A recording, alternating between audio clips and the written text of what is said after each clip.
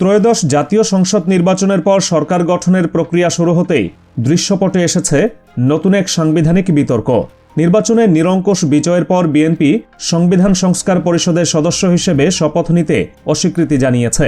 মঙ্গলবার সকালে জাতীয় সংসদ ভবনে শপথ অনুষ্ঠান চলাকালে দলের পক্ষ থেকে এই কঠোর অবস্থানের কথা জানান বিএনপির স্থায়ী কমিটির সদস্য সালাউদ্দিন আহমদ।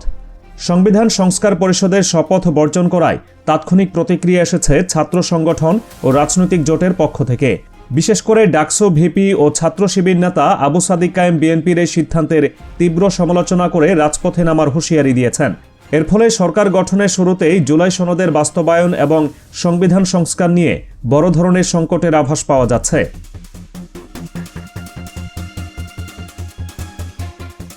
মঙ্গলবার সকালে শেরেবাংলা নগরে জাতীয় সংসদ ভবনে শপথ অনুষ্ঠানের আয়োজন করা হয়। সেখানে নবনির্বাচিত এমপিরা উপস্থিত ছিলেন।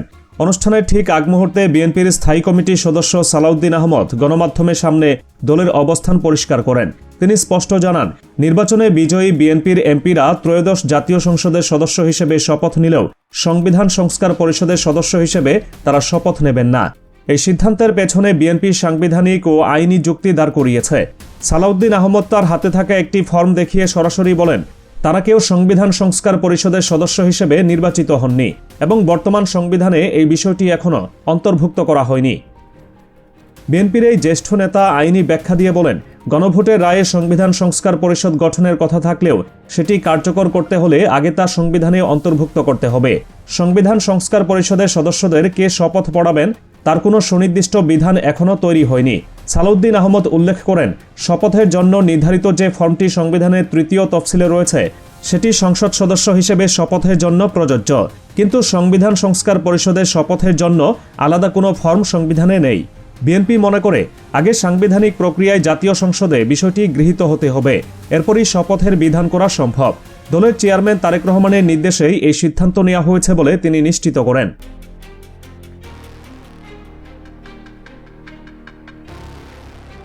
বিএনপির এই আইনি ব্যাখ্যার বিপরীতে ভিন্ন প্রতিক্রিয়া দেখা যাচ্ছে জুলাই বিপ্লবের নেতৃত্বদানকারী অংশ এবং সমমনা দলগুলোর মধ্যে।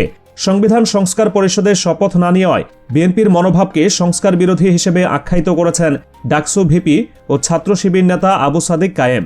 মঙ্গলবার তিনি নিজের ভেরিফাইড ফেসবুক পেজে দেওয়া এক পোস্টে বিএনপির এই সিদ্ধান্তের কড়া সমালোচনা করেন। সাদিক কায়েম তার বক্তব্যে উল্লেখ করেন, জনরায়কে উপেক্ষা করে বিএনপির এমন অবস্থান দলটির সংস্কার বিরোধী মনোভাবকেই স্পষ্ট করে তুলেছে। তিনি মনে করেন, বিএনপির এই সিদ্ধান্ত দেশে বিদ্যমান পুরনো কাঠামো অটুট রাখার ইঙ্গিত বহন করে। পোস্টে আবু সাদিক কায়েম সরাসরি সতর্ক বার্তা উচ্চারণ করেন। তিনি বলেন, বিএনপি যদি তাদের এই সিদ্ধান্ত থেকে সরে না আসে তবে জুলাই প্রজন্ম রাজপথে নেমে কর্মসূচি দিতে বাধ্য হবে। তার ভাষায়, জুলাই প্রজন্মের আকাঙ্ক্ষা বাস্তবায়নে তারা রাজপথে নামবেন। সাদিক কায়েমের এই বক্তব্য থেকে স্পষ্ট বোঝা যায়, সংবিধান সংস্কার এবং জুলাই সনদের বাস্তবায়ন নিয়ে ছাত্র নেতৃত্ব ও জামায়াত জোটের সঙ্গে বিএনপির একটি বড় ধরনের দূরত্ব তৈরি হতে যাচ্ছে। যদিও বিএনপির পক্ষ থেকে সাদিক কায়েমের এই হুঁশিয়ারির বিষয়ে তাৎক্ষণিকভাবে কোনো আনুষ্ঠানিক প্রতিক্রিয়া জানানো হয়নি।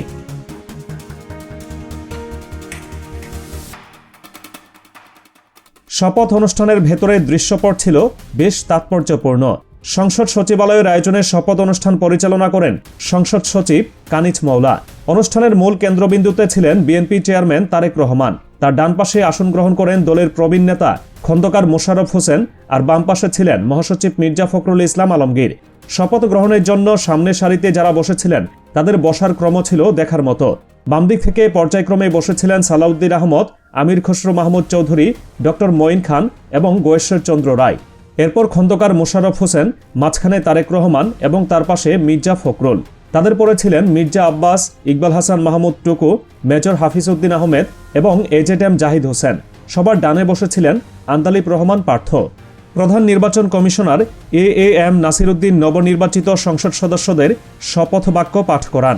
বিএনপির সদস্যরা সমস্বরে শপথ পাঠ করেন, তবে এই পুরো প্রক্রিয়ায় তারা শুধুই সংসদ সদস্য হিসেবে স্বাক্ষর করেছেন, সংস্কার পরিষদের সদস্য হিসেবে নয়।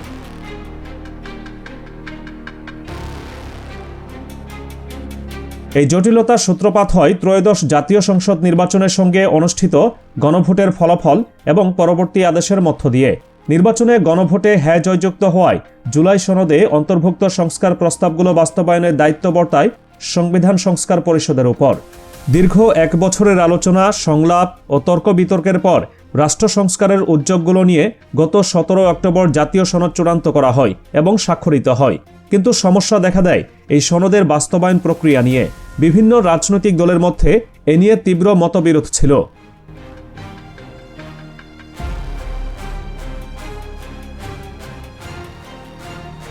গত 13 নভেম্বর ত্রয়োদশ জাতীয় সংসদ নির্বাচনের দিনই গণভোট আয়োজনের সময় দিয়ে জুলাই জাতীয় সনদ বাস্তবায়ন আদেশ জারি করা হয়।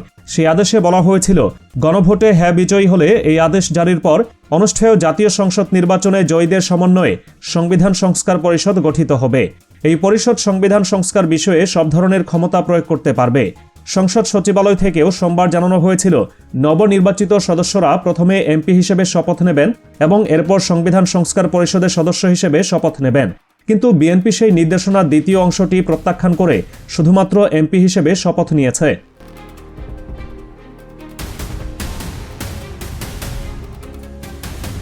সালাউদ্দিন আহমেদের বক্তব্যে বিএনপির অবস্থান অত্যন্ত পরিষ্কার। তারা সংবিধান মেনে চলার উপর জোর দিচ্ছে। তিনি বলেন, বিএনপি সংবিধান মেনে চলছে এবং আগামী দিনেও চলবে। তাদের যুক্তি হলো, সংস্কার পরিষদের কার্যক্রম শুরু করতে হলে আগে সংসদ বসতে হবে এবং সেখানে আইন পাশ করে সাংবিধানিক ভিত্তি তৈরি করতে হবে। সাদা রঙের যে ফর্মটি তৃতীয় তফসিলে আছে, সেটি সংসদে গৃহীত হওয়ার পরেই কেবল সংস্কার পরিষদের সদস্যদের শপথ নেওয়ার বিধান করা যাবে। অর্থাৎ বিএনপি এখনই সরাসরি সংস্কার পরিষদের ক্ষমতা গ্রহণ বা শপথ নিতে নারাজ। তারা বিষয়টিকে সংসদীয় প্রক্রিয়ার ভেতরে নিয়ে যেতে চাইছে। অন্যদিকে আবু সাদিক কায়েম এবং জুলাই প্রজন্মের প্রতিনিধিদের আশঙ্কা হল, সংসদীয় দীর্ঘসূত্রতায় ফেলে জুলাই সনদের মূল সংস্কারগুলো আটকে যেতে পারে। তাদের মতে, গণভোটের রায় মানেই হল জনগণ সংস্কারের পক্ষে সরাসরি ম্যান্ডেট দিয়েছে।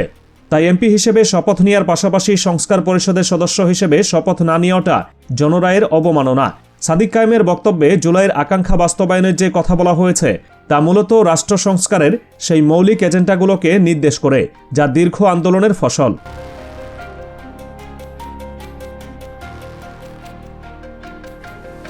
তবে বিএনপির এই সিদ্ধান্তের ফলে সংবিধান সংস্কার পরিষদের ভবিষ্যৎ কি হবে তা নিয়ে অস্পষ্টতা তৈরি হয়েছে। গণভোটের আদেশে বলা হয়েছিল, নির্বাচিতরাই সংস্কার পরিষদ হিসেবে কাজ করবে। এখন নির্বাচিতরা যদি সেই পরিষদের শপথ না নেয়, তবে সংস্কার কার্যক্রম কে বা কারা পরিচালনা করবে সেই আইনি শূন্যতা পূরণ করা জরুরি হয়ে পড়েছে। সংবিধানের তৃতীয় তফসিলের দোহাই দিয়ে বিএনপি যে সময়ক্ষেপণের বা নিয়মতান্ত্রিকতার পথ বেছে নিয়েছে, তা জুলাই সনদে স্বাক্ষরকারী অন্য পক্ষগুলো কিভাবে গ্রহণ করবে সেটাই এখন দেখার বিষয়।